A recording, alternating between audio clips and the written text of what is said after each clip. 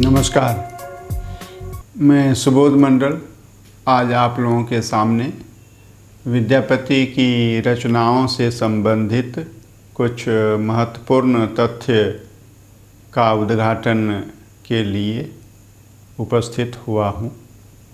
विद्यापति 4 भाषाओं के ज्ञाता थे। संस्कृत के ज्ञाता थे, प्राकृत के ज्ञाता थे, अवहट्ठ के ज्ञाता थे और देशी भाषा मैथिली के ज्ञाता थे। और उस समय अरबी फारसी भाषा जो है आ गई थी और उस भाषा के शब्दों से भी विद्यापति परिचित थे और कुछ शब्दों का उन्होंने प्रयोग भी अपनी रचनाओं में किया है।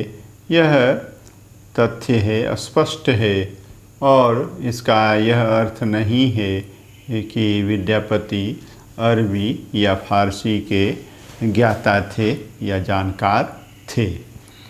विद्यापति ने सबसे अधिक 15 रचनाएं संस्कृत भाषा में की हैं और विद्यापति ने संस्कृत भाषा में रचनाएं क्यों की हैं, इसके 2 ही कारण हैं।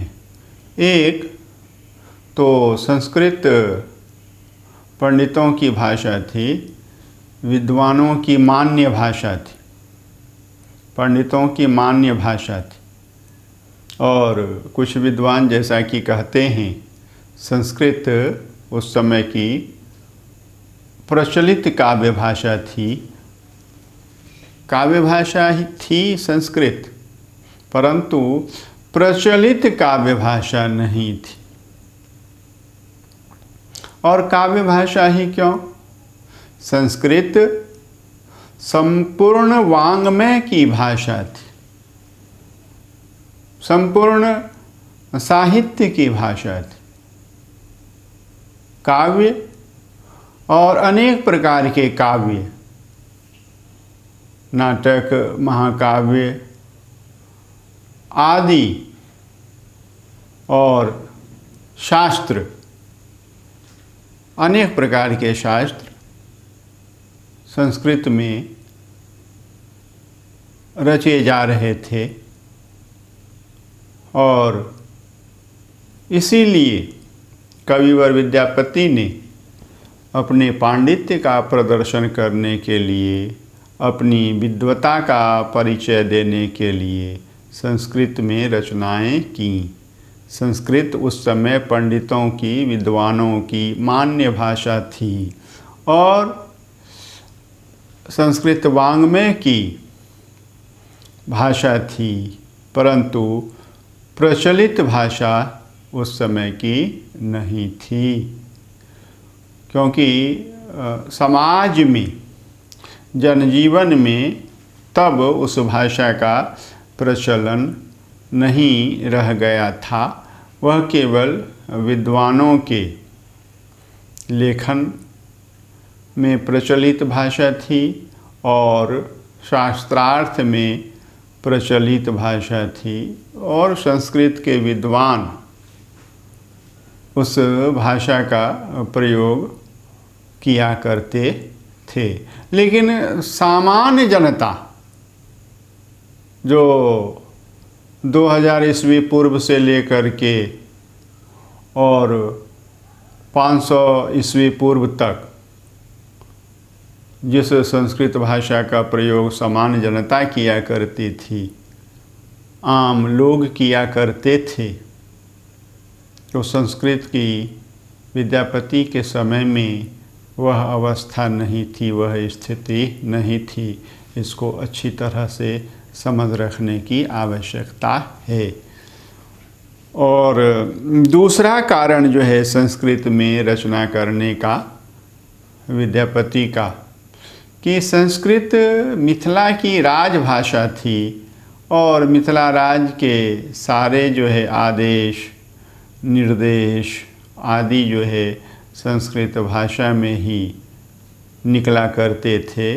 तो इस कारण से और संस्कृत में सबसे अधिक 15 रचनाएं विद्यापति की हैं और इन 15 रचनाओं में 9 रचनाएं जो हैं कविवर विद्यापति ने राजा या फिर उनकी पत्नी रानी के आदेश पर या निर्देश पर लिखी हैं। यह ध्यान में रखना है। शेष 6 रचनाएं बिना किसी राजा के आदेश के विद्यापति ने अपने मन से, अपने मन की इच्छा के अनुसार उन्होंने रचनाएं की हैं। और बताया प्राकृत भाषा का प्रयोग जो है कविवर विद्यापति ने गोरक्ष विजय में किया है। गोरक्ष विजय जो है एकांकी नाटक है और यह एकांकी नाटक जो है गुरु गोरखनाथ और उनके गुरु मत्स्येंद्रनाथ की कथा पर अवलंबित है, आधारित है। और यह गोरक्ष विजय जो है महाराज शिव सिंह के आदेश से लिखा गया था। और इसमें जो संवाद हैं, संवाद जो हैं संस्कृत में हैं और प्राकृत में, और गीत जो हैं वे मैथिली में हैं। तो यह हमें ध्यान रखना है कि गोरक्ष विजय जो एकांकी नाटक है उसमें संवाद में संस्कृत के अतिरिक्त कविवर विद्यापति ने प्राकृत भाषा का प्रयोग किया है। तो प्राकृत भाषा के वे ज्ञाता थे। और भू परिक्रमा जो है कविवर विद्यापति की पहली पुस्तक है और ओइनवार वंश के सबसे वयोवृद्ध राजा जो थे देव सिंह थे, उनकी आज्ञा से भू परिक्रमा जो है यह लिखी गई थी। और पुरुष परीक्षा जो है और गोरक्ष विजय, ये दोनों पुस्तकें जो हैं पुरुष परीक्षा और गोरक्ष विजय, ये महाराज शिव सिंह के आदेश से ये दोनों पुस्तकें लिखी गई थीं। लिखनावली नेपाल की तराई में स्थित जो रजा बनौली राज्य था उस समय, तो रजा बनौली के राजा पुरादित्य के आदेश से कविवर विद्यापति ने लिखनावली की रचना की थी। और शैव सर्वस्व सार यह महाराज पद्म सिंह की पत्नी विश्वास देवी के आदेश पर उन्होंने लिखा था। फिर गंगा वाक्यावली भी है, महाराज पद्म सिंह की पत्नी विश्वास देवी की ही आज्ञा से वह लिखी गई थी। दान वाक्यावली महाराज नरसिंह देव दर्पनारायण की पत्नी रानी धीरमती के आदेश से कविवर विद्यापति ने यह पुस्तक लिखी थी। और उसके बाद जो है विभाग सार है, महाराज नरसिंह देव दर्पनारायण की आज्ञा से विभाग सार लिखा गया था। दुर्गा भक्ति तरंगिणी जो है महाराज भैरव सिंह की आज्ञा से लिखी गई थी। ये 9 पुस्तकें जो हैं कविवर विद्यापति ने किसी न किसी राजा अथवा रानी के आदेश पर लिखी थी। शैव सर्वस्वसार प्रमाणभूत संग्रह, गया पत्तलक, वर्ष कृत्य, मणि मंजरी, व्याड़ी भक्ति तरंगिणी और द्वैत निर्णय, ये 6 पुस्तकें जो हैं विद्यापति ने स्वेच्छापूर्वक लिखी थीं। इन पुस्तकों की रचना में किसी राजा अथवा रानी का आदेश प्राप्त नहीं हुआ था। और अवहठ, तो अवहठ जो है वह अपभ्रंश यानी अपभ्रष्ट, अपभ्रष्ट का विकृत रूप अवहठ है, अपभ्रष्ट का। और यह अपभ्रंश का परवर्ती रूप है जिसमें देशी भाषा का मिश्रण जो है प्रचुरता से होने लग गया था।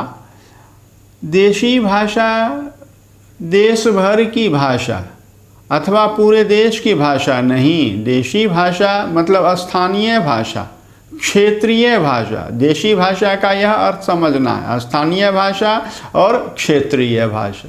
देशी भाषा का यही अर्थ समझना है। तो अवहट्ठ जो है वह प्रवृत्ति अपभ्रंश का रूप है और उसमें देशी भाषा के तत्वों का मिश्रण होने लग गया था, वह अवहट्ठ है। इस पर स्वतंत्र रूप से अलग वर्ग में चर्चा की जाएगी। और अवहट्ठ में विद्यापति की 2 रचनाएं हैं। कीर्तिलता, जिसमें महाराजा कीर्ति सिंह के यश और वीरता का वर्णन है, और कीर्ति पताका, जिसमें महाराजा शिव सिंह के यश और उनकी वीरता का वर्णन है। यह ध्यान में रखना है। कुछ पुस्तकों में बस कीर्ति लता, कीर्ति पताका, तो महाराज कीर्ति सिंह के ही यश और उनकी वीरता का वर्णन है। यह सामान्यीकरण नहीं होना चाहिए। कीर्ति लता में महाराजा कीर्ति सिंह के यश और उनकी वीरता और उनके पराक्रम का वर्णन है, और कीर्ति पताका में महाराज शिव सिंह के यश का और उनकी वीरता का, उनके पराक्रमपूर्ण युद्ध का वर्णन है। यह खंडित है और प्रारंभ में, कीर्ति पताका के प्रारंभ में श्रृंगार वर्णन है, और बाद में जाकर के राजा शिव सिंह की वीरता का, युद्ध वीरता का वर्णन है, पराक्रम का वर्णन है और उनके यश का वर्णन है। यह ध्यान में रखना है। तो संस्कृत की 15 रचनाएं, अवहट्ठ की 2 रचनाएं, कीर्ति लता और कीर्ति पताका, तो 17 रचनाएं, और देशी भाषा मैथिली में एकमात्र रचना है विद्यापति पदावली, जो विद्यापति की अक्षय कीर्ति का आधार स्तंभ ग्रंथ है। यह ध्यान में रखना है। और इसमें विविध विषयों पर 1000 से अधिक पद उन्होंने लिखे थे। तो इस पर भी एक अलग वर्ग होगा जिसमें हम विस्तार से यह चर्चा करेंगे। तो आज हमने विद्यापति की रचनाओं से संबंधित और विद्यापति की भाषाओं से संबंधित कुछ महत्वपूर्ण तथ्यों की जानकारी प्राप्त की है। कुछ विद्वान हैं जो कहते हैं कि विद्यापति बंगला भाषा के ज्ञाता थे। ऐसा नहीं है। मागधी अपभ्रंश से बिहारी भाषाओं का उद्भव हुआ है। भोजपुरी हो, अंगिका हो, बज्जिका हो, मगही हो, तो ये जितनी बिहार की भाषाएं हैं, मैथिली हो, तो मागधी अपभ्रंश से इन भाषाओं की उत्पत्ति हुई है। और मागधी अपभ्रंश से ही उड़िया, बंगला और असमिया भाषाओं की उत्पत्ति हुई है।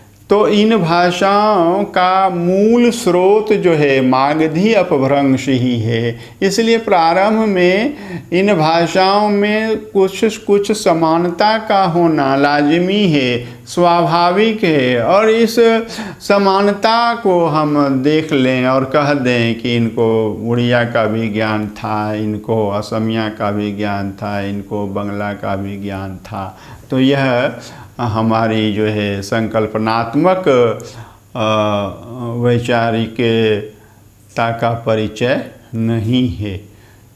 यह समझ में रखने की बात है। कुछ विद्वान तो यह भी कहते हैं कि मागधी अपभ्रंश जो है वह सौरसेनी अपभ्रंश से विकसित हुई है। कहाँ सूरसेन मथुरा और कहाँ मगध, यह भी समझ में रखने वाली बात है कि अपने अपने क्षेत्रीय अपभ्रंश से ही वहाँ की क्षेत्रीय भाषाओं की और बोलियों की उत्पत्ति हुई है। छलांग लगा करके और उछल उछल करके जो है अपभ्रंश की और प्राकृत की उत्पत्ति नहीं हुई है। संस्कृत की जो प्राकृत अवस्था थी, शूरसेन और उसके आसपास के क्षेत्रों में, मथुरा और उसके आसपास के क्षेत्रों में, तो शौरसेनी प्राकृत की उत्पत्ति हुई और शौरसेनी प्राकृत से ही शौरसेनी अपभ्रंश की उत्पत्ति हुई है। यह हमें ध्यान में रखना। उसी तरह से अर्धमागधी प्राकृत से अर्धमागधी अपभ्रंश की उत्पत्ति हुई है। उसी प्रकार मागधी प्राकृत से मागधी अपभ्रंश की उत्पत्ति हुई है। यह नहीं कि शौरसेनी प्राकृत से या शौरसेनी अपभ्रंश से मागधी प्राकृत या मागधी अपभ्रंश की उत्पत्ति हुई है। ये सब भ्रामक विचार हैं। इन विचारों को स्थगित कर देने से ही लाभ है, क्योंकि ऐसे विचारों को, दूषित विचारों को लेकर के हम अपने ज्ञान की गंगा को स्वच्छ और पवित्र नहीं रख सकते हैं। यह हमें ध्यान में रखना है। फिर आगे विस्तार से चर्चा करेंगे। तो इस प्रकार हमने देखा विद्यापति ने संस्कृत में 15 रचनाएं की हैं। संस्कृत में क्यों रचनाएं की हैं उन्होंने, यह मैंने भली भांति बता दिया है कि विद्वानों और पंडितों की भाषा थी। अपनी विद्वता और पांडित्य का प्रदर्शन करने के लिए, परिचय देने के लिए कवि और विद्यापति ने संस्कृत में रचनाएं की। और दूसरी बात कि संस्कृत मिथिला की राजभाषा थी और इस कारण से विद्यापति ने संस्कृत में रचनाएं की। और अबहठ में रचनाएं क्यों की? अबहठ उस समय की प्रचलित काव्य भाषा थी। अबहठ जो है उस समय की प्रचलित काव्य भाषा थी और अपने सखा और बंधु आश्रयदाता कीर्ति सिंह और शिव सिंह का नाम जो है अमर करने के लिए कविवर विद्यापति ने अबहठ में कीर्तिलता और कीर्ति पताका शीर्षक ये 2 ग्रंथ रचे। अपने आश्रयदाता राजाओं की प्रशंसा और उनका नाम अमर करने के लिए ये दोनों ग्रंथ कीर्तिलता और कीर्ति पताका रचे। और देशी भाषा मैथिली में बताया कि पदावली की रचना उन्होंने की। तो कुल 18 पुस्तकें विद्यापति की अब तक प्राप्त हैं, 18 पुस्तकें। और पदावली की रचना कविवर विद्यापति ने लोक संग्रह की भावना से अभिभूत होकर की। इसी में कवि क्या करते हैं, पदावली के माध्यम से जनमानस का जो है एक सुंदर जो है चित्र उपस्थित करते हैं और जनमानस को प्रेरित भी करते हैं, प्रभावित भी करते हैं और प्रभावित करने में, प्रेरित करने में सफल भी होते हैं। और तदनुरूप कविवर विद्यापति का नाम भी होता है, यश भी होता है। तो लोक संग्रह की भावना से प्रेरित होकर के कविवर विद्यापति ने मैथिली भाषा में, लोक भाषा में, जन भाषा में पदावली की रचना की। बहुत बहुत धन्यवाद।